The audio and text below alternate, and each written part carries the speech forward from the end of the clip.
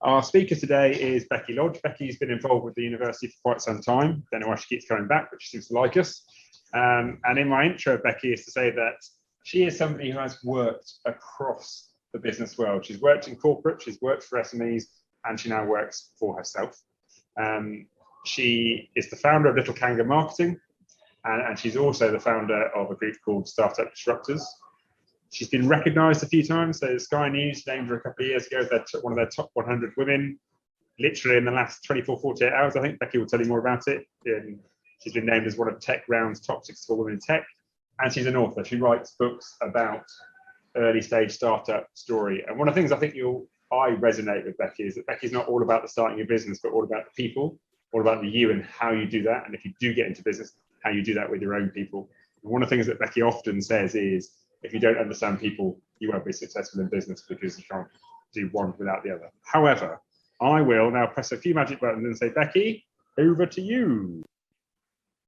Okay, thanks very much for the build-up. So firstly, I wanted to say thank you, everybody, for being here, for taking the time out of your day to come actually see what it is that I've been up to and hear a little bit more about my story. The only reason I actually truly came here was because I actually get to tell Peter Hooley what to do on driving the deck. So that's actually the reason that I'm truly here. So as Pete said, this looks incredibly impressive in terms of what I've actually achieved. But what I wanted to talk to you about today was a little bit about my own journey and how I increased my confidence over the years. So if Pete's able to drive the deck to the next slide, that would be absolutely fantastic for me. I wanted to actually show you that a lot of behaviours in life that we actually think are in our DNA are actually not. We're shaped very much in our childhood from very early on by our experiences within our families and within our immediate family units. And I thought the way that I'd like to start today, and some of you might have been there on Saturday when we did an event in the Royal Beach Hotel in Portsmouth for International Women's Day, about my school report, because I think actually people don't fundamentally change themselves as they grow through life, and I'm at the ripe old age of 50 years of age now, so having a fun time not only with being an aging woman but also an aging menopausal woman, but also a human being on this fantastic globe that we call Earth. So I just wanted to actually read this out to you to show you what happened when I was 9.5. So I went to a school called the Hall County Junior School, which was actually in Leicestershire. So I was born in inner city Leicester in 1971 in an area of deprivation. I went to quite a nice suburban school in Glenfield at that time. And obviously this is my maiden name. So before I got married, so my maiden name was Watkins. Most of my family are from South Wales originally, and most of my heritage is Welsh. For those of you that know me, you already know this.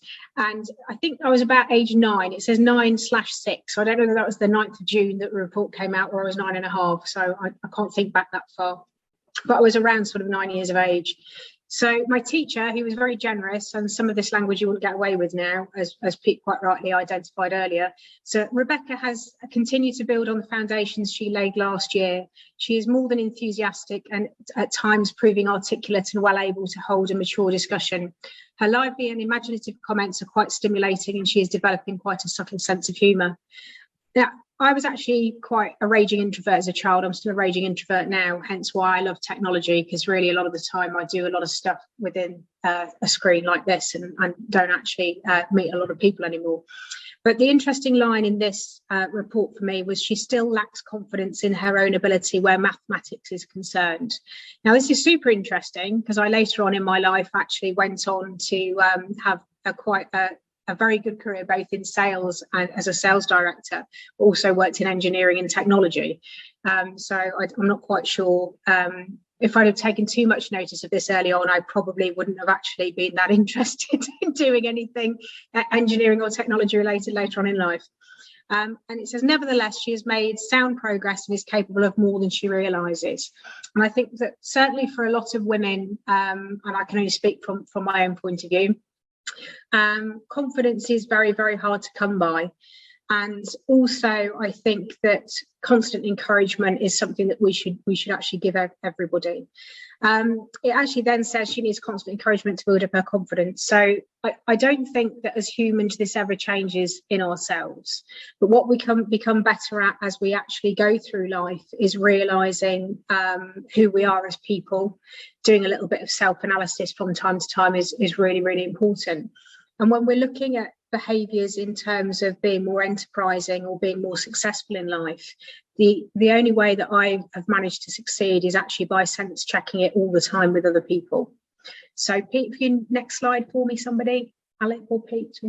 Okay, so this is about building confidence.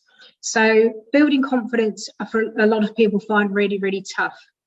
So confidence, and this is the dictionary definition, by the way, is the quality of being certain of our abilities or of having trust in people, plans, or the future.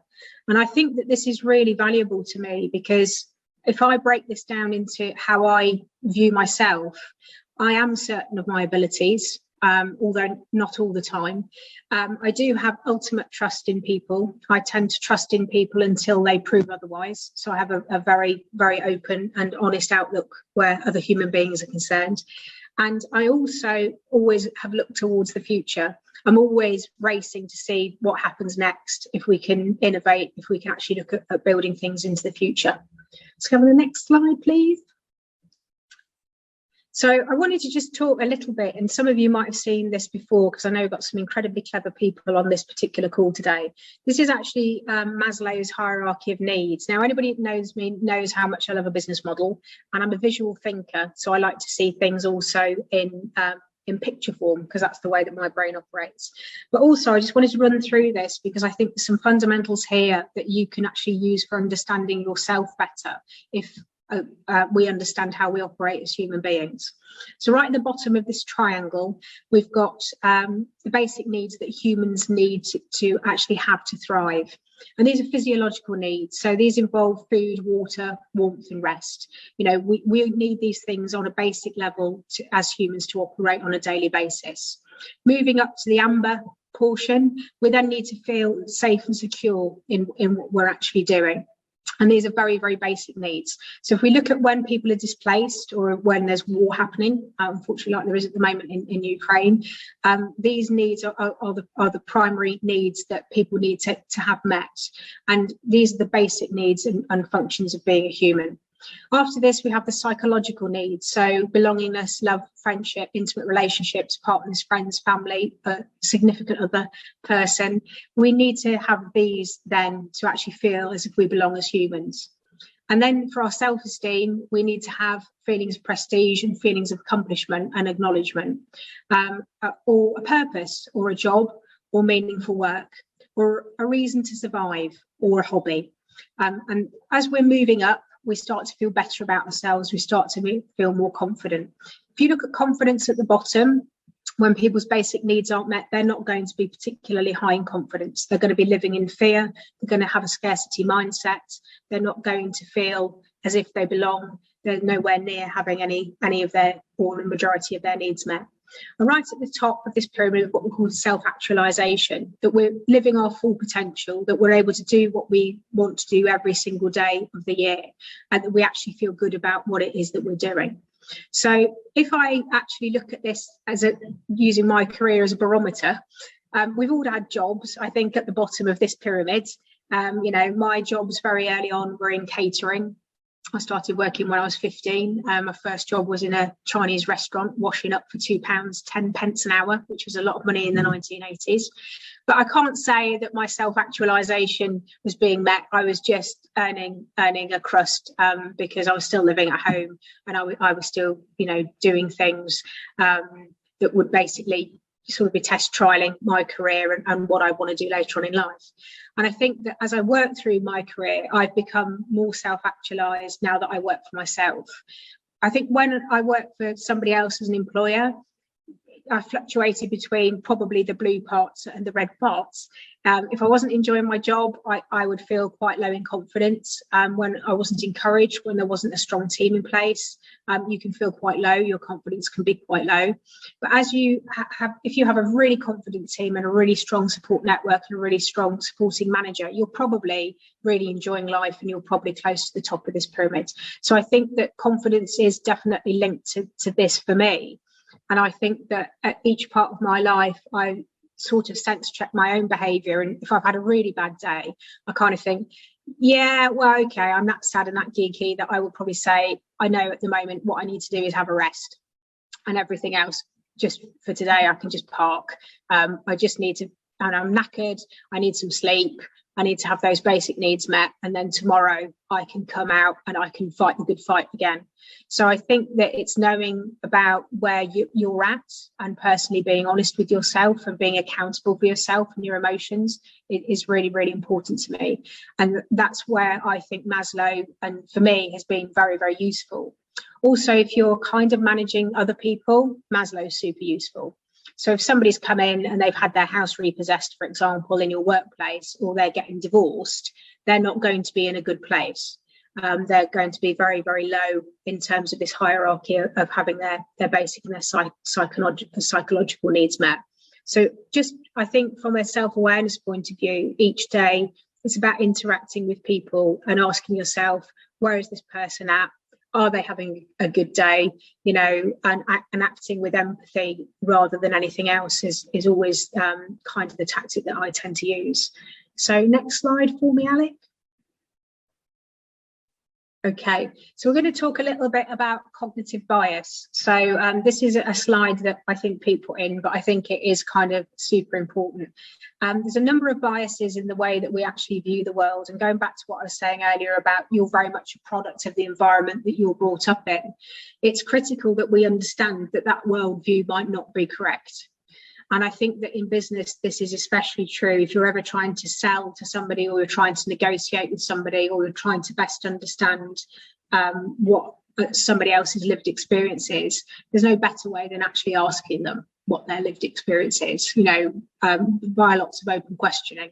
You know, what's going on with you? How are you feeling?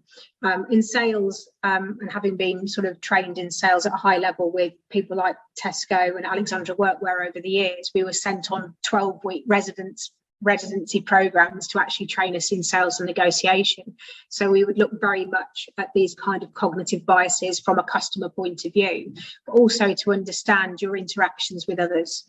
So there's a raft of unchecked biases that we're totally unaware of because it operates from each individual's place of where they've been brought up and where they come from.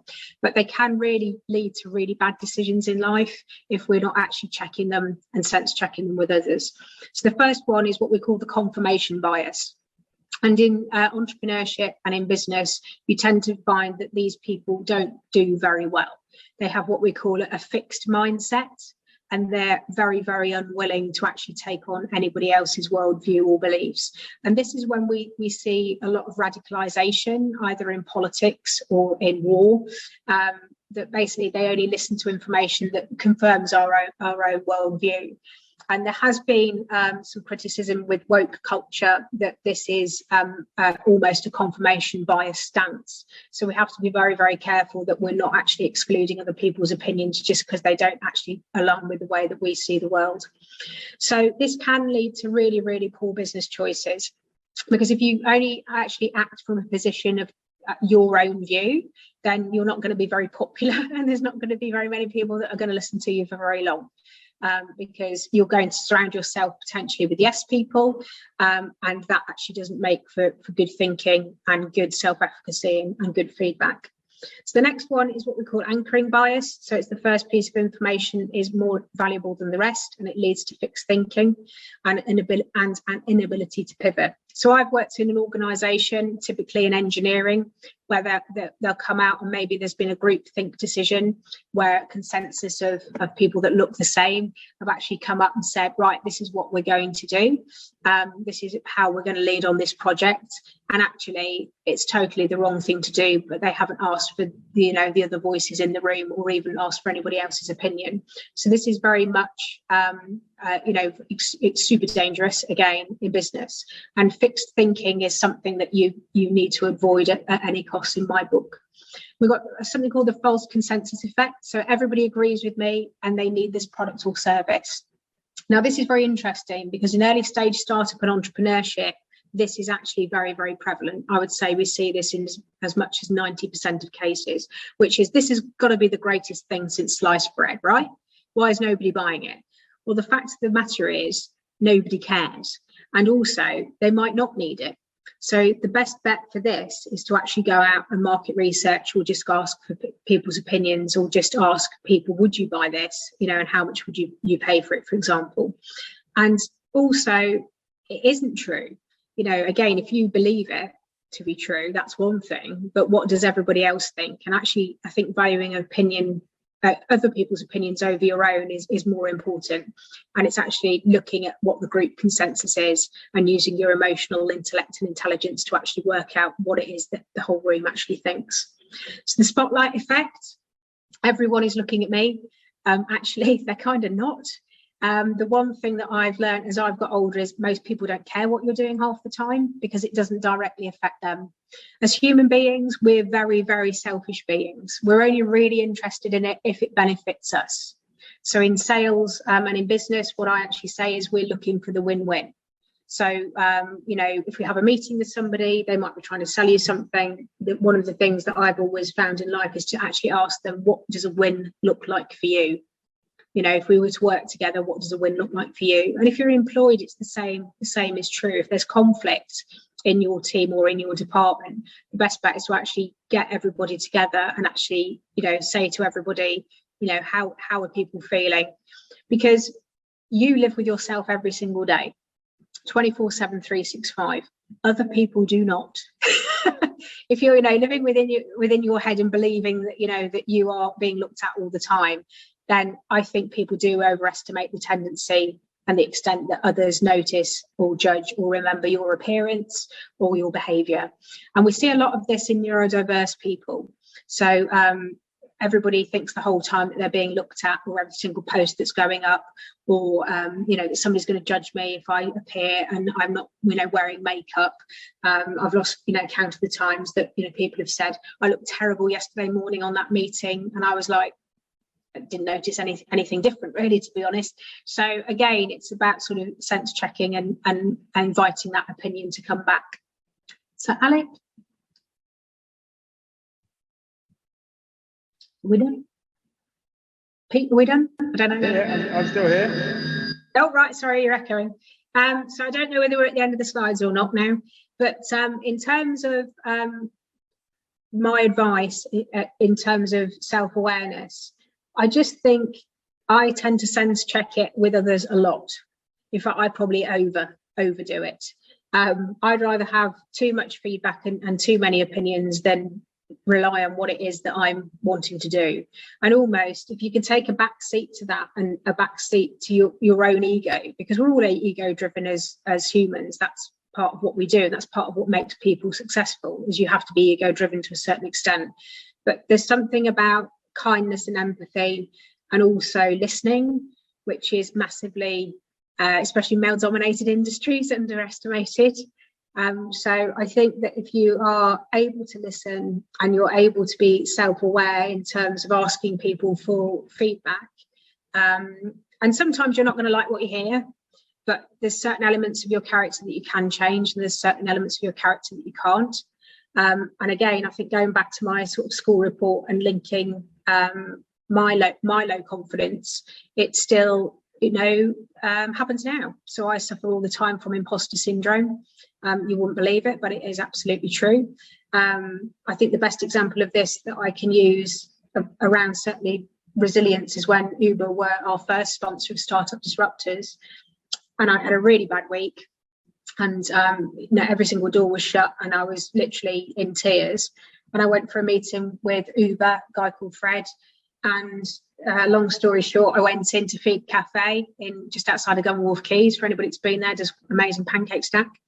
I was having that, and I just burst into tears and said to him, I'm having a rubbish week. I need some premises to hold meetings, to hold meetups, to help people. Nobody wants to help me. I've gone down all the usual channels and routes of public sector and everything else. And he literally handed me a napkin over the table, sort of saying, wipe your eyes, metaphorically, with this napkin. And I said, I just need somebody to help me. And he just said, right, well, what do you need? And literally, I put down a whole list of stuff, and he looked at it, and he took the last sip of his coffee, and he said, done. And he said to me, keep going. That's the thing, Becky, keep going. He said, nobody's going to like what you're doing. He said, you're disrupting the status quo. He said, but keep going. You're a good person. You've got a kind heart. Keep going. And for me, mentors and people like that are what make the difference in life. I think that's probably why Pete and I have worked together for so long, is because we sense check each other. I said to Alec when I met him this morning the same thing, which is,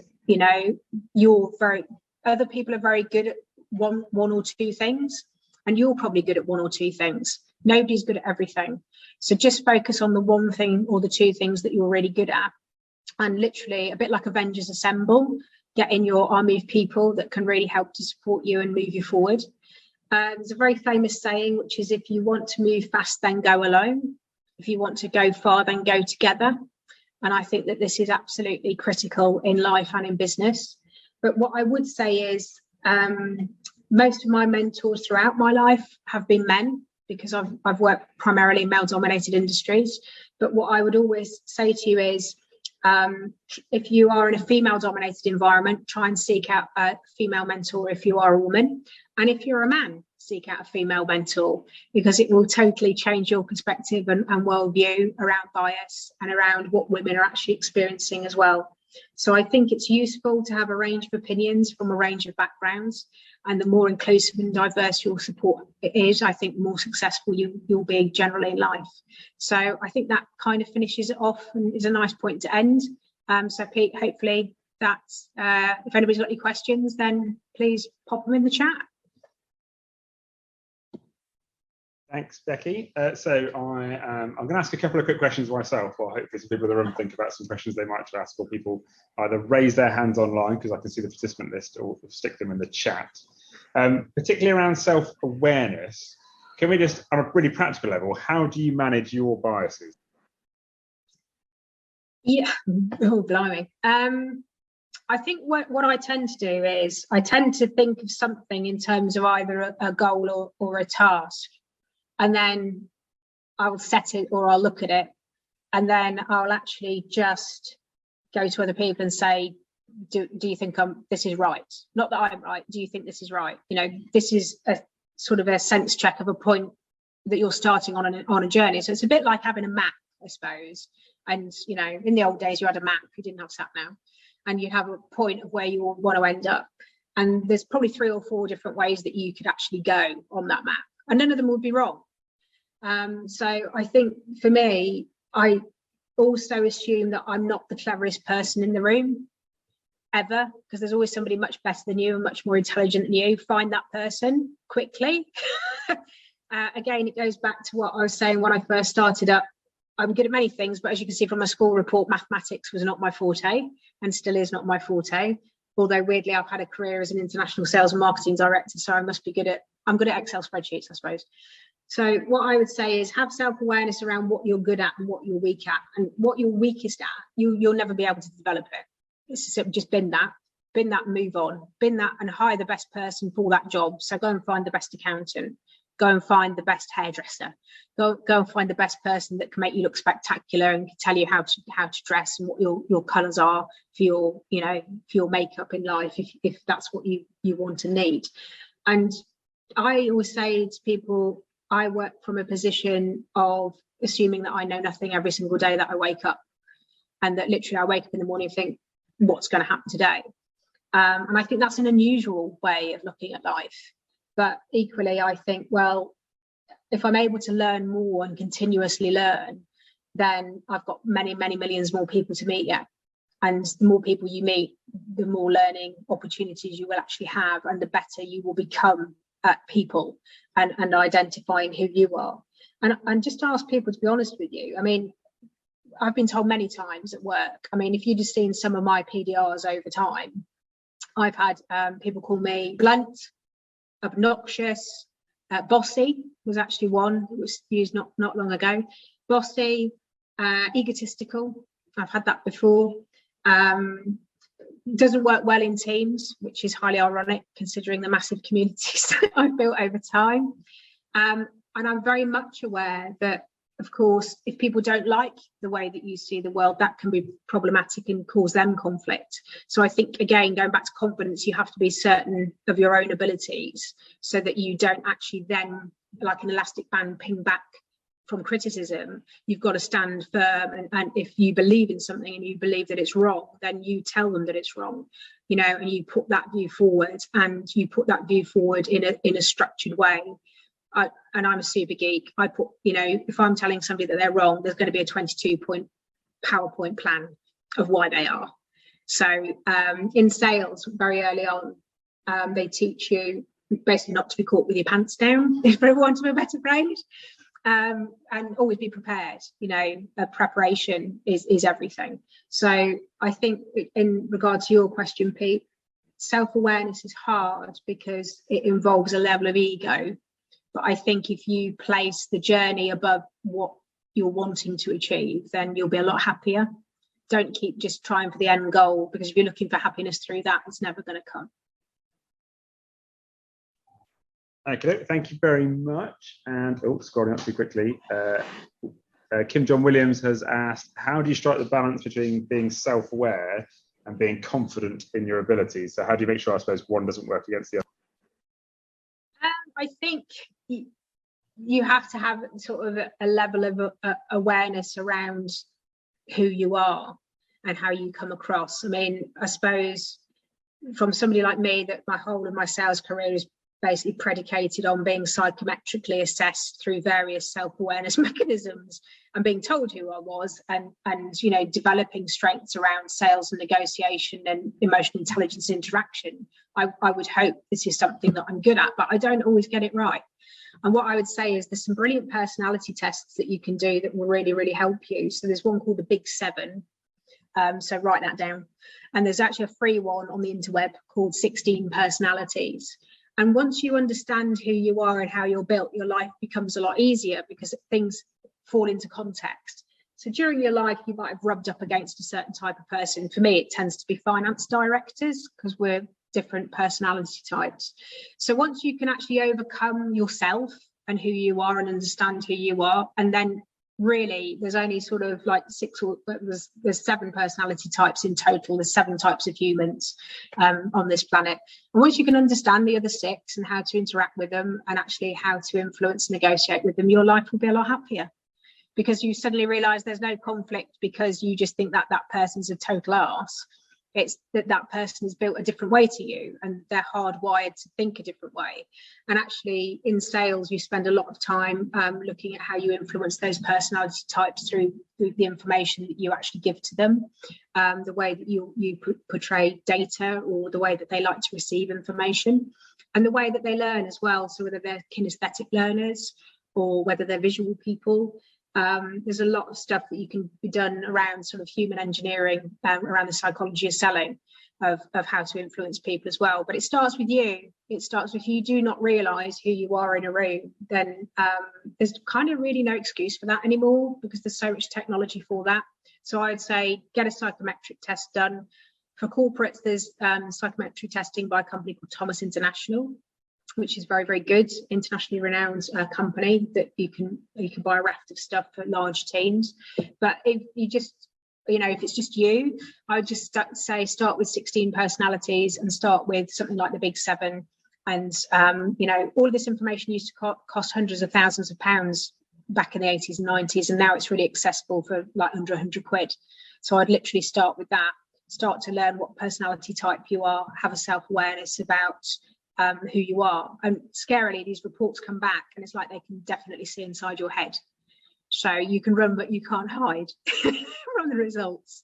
And it also helps you be aware that so what I tend to do now is I'll go into a meeting often with people and I'll say, hey, my name is Becky Lodge. I'm a tech super geek. I'm incredibly blunt and incredibly direct. It's nothing personal. It's just the way that I'm built. And then just say to people, what do you need from me? What do you need me to do? And really that level of openness is really important, I think, especially when you're managing the next generation of millennials and Gen Zs. It's a different world to when I was born in Gen X. I think, Katie, correct me if I'm wrong in the chat, I think she's answered your question around how do you influence key decision makers. Just talked there about sort of finance directors and everything else. But Alexandro Oenatia has written, how can you build mutual confidence in a team? So I suppose that's thinking about the impact that you have on a team. Yeah, teams are really hard because firstly, I have always said that life's a little bit strange. If you have a long-term partner, if you're married, you go to the altar and you say, I'll spend forever with you.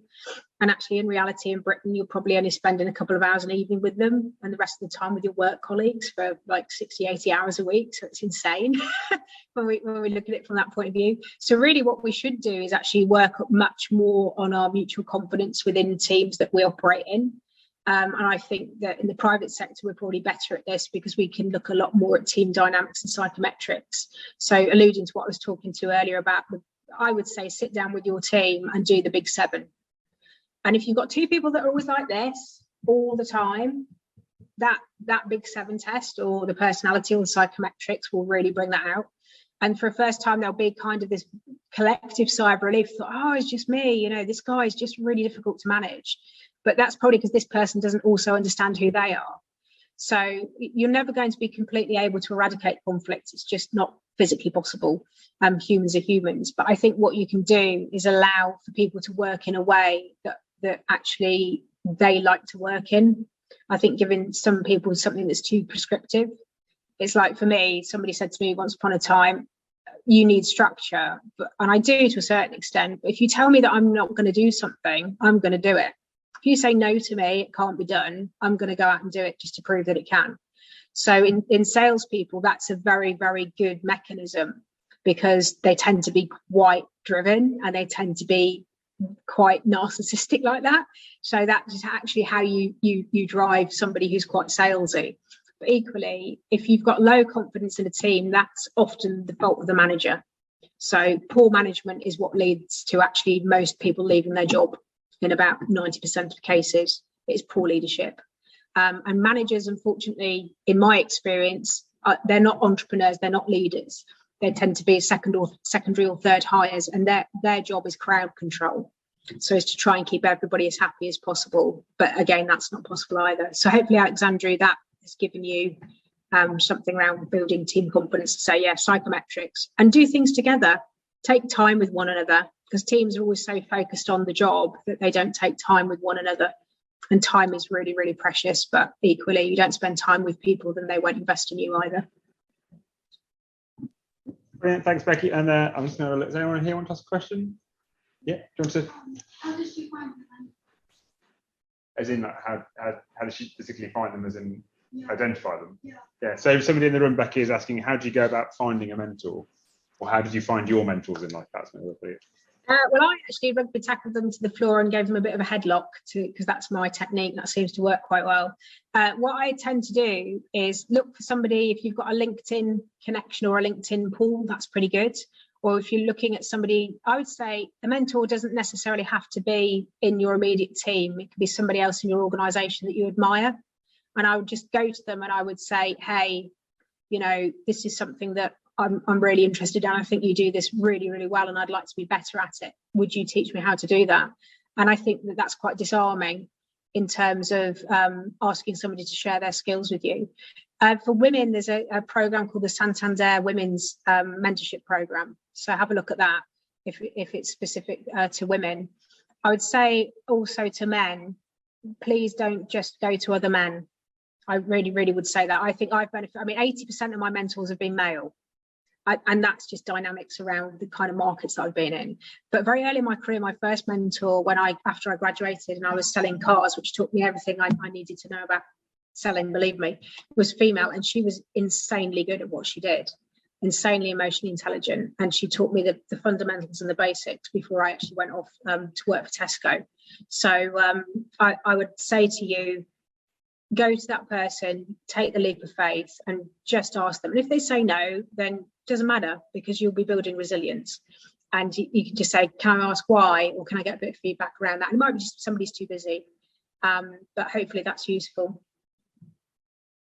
There's an interesting question on there, Pete. Either online or here. Yeah, Amanda Thomas. I've got a final question, because I just want to bring it back to a little bit to self-efficacy, and I appreciate this might be something that changes on a daily, perhaps hourly, hopefully not minute by minute basis, but how do you rate your self-efficacy? How do you sit there one day and say, right, am I in a low or a high position? Do you know what? I think for me, it's always been about energy. So, and it sounds a bit woo when I say this, people are a bit, I know from the moment I get up in the morning what mood I'm in. And I think women are just like that. It's and I'm not making a sweeping generalization, it's hormonal a lot of the time. So I know that if I wake up in the morning, I think I am going to get a ton of stuff done today. So yesterday I woke up and I knew that nothing was going to happen. I was tired, I was irritable. I just thought, right, all I'm going to do today is not much. Potter about, do a bit of admin. I'm not going to try and challenge myself today. It was just, because I'd had a very big day at the weekend. We'd done a huge event on Saturday, and we'd been up for about the best part of, I think I was up at 4 a.m. on Saturday morning, and I was still awake at 4 a.m. on Sunday. So I knew nothing good was going to happen the following week. And what I tend to do is I tend to then plan out the week following something. So it's a bit like in the old days, they used to call it biorhythms, I think, which is literally you could look at when you were going to be at your top level of performance. And they do this in sport a lot. So business is a bit like sport. And if you know yourself, you know when you're going to be good, then pack all that really good, high achieving stuff that you want to do. And if it's only 5 days a month, it doesn't matter. Or if it's 7 or it's 5 minutes a month, it doesn't matter. So that 5 minutes a month, as long as you're executing on that, then you're further ahead than you were the month before. So it doesn't matter whether it's 5 days, 5 months, or 5 years. If you're not doing anything and you're procrastinating, it's no good. And if you're waiting for perfect, it's never going to happen. Please don't get into the spiral of, I've got this 22-point plan, and the moment this is perfect and I've finished it, it will happen. If you're doing a 22-point plan, nothing's ever going to happen. You just have to go out and have a go at it. And I'm a big believer in that. I wanted to, Amanda Thomas, I don't know where Amanda Thomas is, whether she's online, somebody or in person. Yeah, I'm online. Oh, do you want to answer this question that you sent me directly publicly or not? What did I say? What was the moment you decided that the step to take was to go it alone? Right, okay. So this is an interesting story. So in 2008, I was a sales director of a radio broadcast software company based in America, and they made me redundant. And for 12 months after that, I couldn't go out the house because my mental health was absolutely shredded. I'd spent all my life building up this fantastic career, top 1% sales performer. Then my job disappeared overnight. I was agoraphobic. I couldn't go out to the bottom of the road where we lived. I used to have to walk the dog very, very slowly. And as coming out, I was having panic attacks. And I was like, well, this isn't me. Where's this super high achiever gone? But this was me. This was me after 20 years of not looking after myself. So I learnt my lesson the hard way. Don't do that. It's not good. So in answer to your question, I then went back to work part-time and worked for an engineering company based over in Havant, who are an amazing company. Got everything back that everybody told me that I ever wanted, big salary, car, house, the whole kit and caboodle. And I was miserable as sin. And I was looking out the window one day and I was thinking, I don't want to do this anymore. I was making these people very rich, doing spectacular things, hitting all my targets. But there was something missing inside, like in my heart. There was just something that was gapping. And I just thought, I don't want to do this anymore. And I handed my notice in. And I went home and I said to Dan, I'm not working there anymore. I'm 4 weeks, that's it, I'm going. And he said, we have a mortgage to pay. And I went, I don't care. I'm really, really unhappy. and I want to do this. I think that I want to do this and I need to give it a go. I'm 43, I'm not getting any younger. And that was the moment that I left. And it was really just because there was nothing spiritually on that pyramid. I was somewhere wishy-washy around the middle, but now I'm at the top of the pyramid, and it's nothing to do with money. You know, once people get to about £35,000 worth of income in their lives, you don't get any happier proportionally for the more money that you make. So again, chasing the wrong things is always chasing the wrong things. So that for me was my moment. And I think that lots of people wish that they could, but financially can't. And I understand that. But what I would say to you is, if you are that person, then start it on the side of your day job and build it up over time and then leave, which is the safe way. Don't be a fool like me. And in answer to Pete's question, the moment my self-awareness right there probably wasn't that great, because I didn't think about the impact that it would have on other people. But I had got to the stage in my life where I'd worked so hard worrying about what other people thought that I had nothing left for myself. So I think that was a valuable lesson, probably learned too late in life for me, quite frankly, but hopefully that's useful, Amanda. Brilliant. Thank you, Becky.